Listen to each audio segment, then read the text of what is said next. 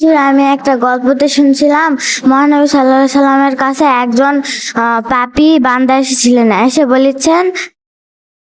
এসে বলেছেন যে আমি চুরি করেছি, মিথ্যা কথা বলেছি এবং অন্যান্য অন্যায় কাজ করেছি। আমি এখন কোন অন্যায় কাজটা সবার আগে ছেড়ে দিব? মহানবী সাল্লাল্লাহু আলাইহি সাল্লাম বলেছিলেন মিথ্যা কথা বলা। মহানবী সাল্লাল্লাহু আলাইহি সাল্লাম মিথ্যা কথা বলাই সবার আগে কেন মানে করতে বলেছিলেন? এটা একটা সুন্দর প্রশ্ন, যে একজন ব্যক্তি দুষ্টামি করতো, বদমাইশি করতো, রসুলের কাছে এসে বললেন আমি ভালো হবো, তো আমার অনেকগুলো পাপের মধ্যে আমি কোন পাপটা ছেড়ে দেবো? তো আল্লাহ রসুল বললো তুমি মিথ্যা কথা ছেড়ে দিলে। মিথ্যা হলো সকল পাপের মূল।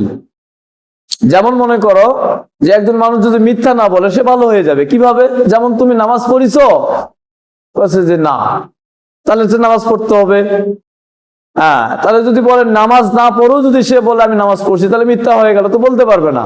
তো এই জন্য রসুল সাল্লাল্লাহু আলাইহি সাল্লাম বলছিলেন তুমি মিথ্যা কথা ছেড়ে দাও, তাহলে আল্লাহ তোমাকে হেফাজত করবে। হ্যাঁ, সে সত্যি সত্যি আল্লাহ তাকে একসময় মিথ্যা ছেড়ে দেওয়ার কারণে আল্লাহ হেফাজত করছে। বসেন, সত্য কথা, বসেন।